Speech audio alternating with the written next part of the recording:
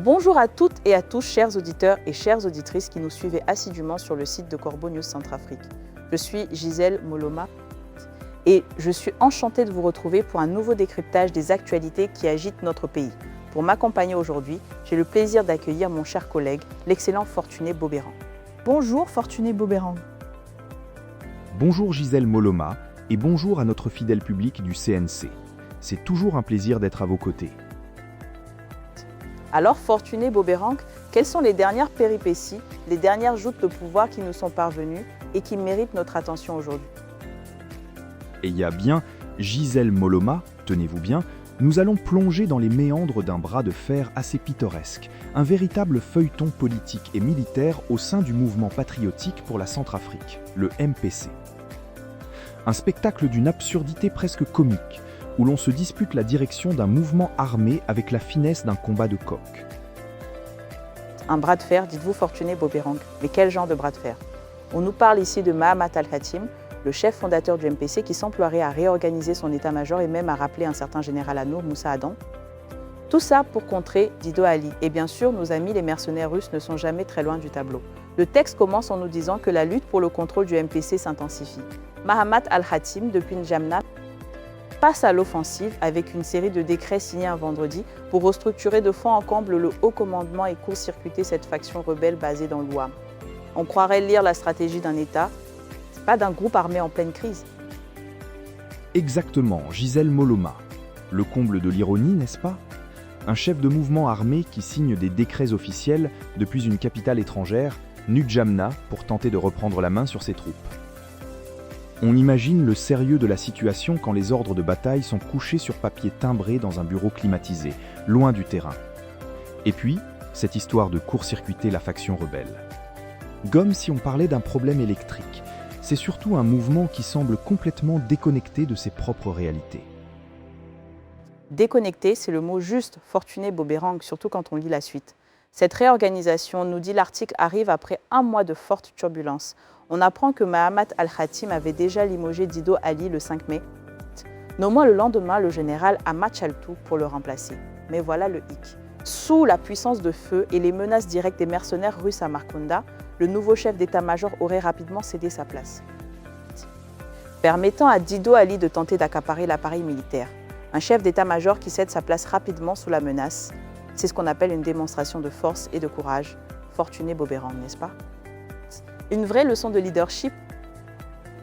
Une leçon de survie, Gisèle Moloma, dirons-nous avec un sourire en coin. Le genre de leader qui, face à la première escarmouche un peu sérieuse, range ses galons et laisse le champ libre. C'est d'un niveau de professionnalisme qui force l'admiration, n'est-ce pas? Et maintenant, pour contrer cette débandade, Mahamat Al-Khatim, loin d'avoir baissé les bras, nous dit le texte, joue sa carte maîtresse en rappelant le général Anour Moussa Adam, un ancien haut responsable qui avait, tenez-vous bien, fait défection par le passé, rappelé un déserteur comme carte maîtresse pour la stabilité et la loyauté. C'est un aveu de faiblesse assez spectaculaire, vous ne trouvez pas? On racle les fonds de tiroir, visiblement. C'est plus que racler les fonds de tiroir, Fortuné Bobérang, c'est carrément puiser dans les poubelles de l'histoire du mouvement. Un déserteur qui revient en sauveur. On peut s'interroger sur la qualité des cadres restants et la solidité des liens de fidélité. Et pour couronner le tout, une décision, la numéro 036, installe une équipe de commandement élargie. Le général Anour Moussa Adam sera épaulé par le général Atahir Haroun comme premier adjoint et la conduite des troupes confiée au général Mahamat Idjel, assisté du général Habib Adam Tom, sans oublier le décret 0035, qui renforce l'aile politique avec le général Hussein Koursi Ahmad Badé comme coordonnateur politique, secondé par le général Djimet Hassan Mahamat. On empile les généraux, on multiplie les postes. Ça sent plus le bureau des emplois fictifs que le véritable état-major d'un mouvement qui se veut crédible.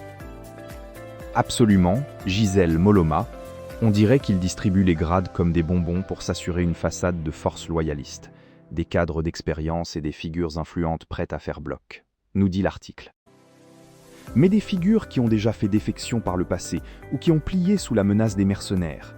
Quelle confiance peut-on accorder à cette nouvelle armada? Le canal historique du MPC refuse de laisser le mouvement mourir entre les mains des dissidents et de leurs parrains étrangers.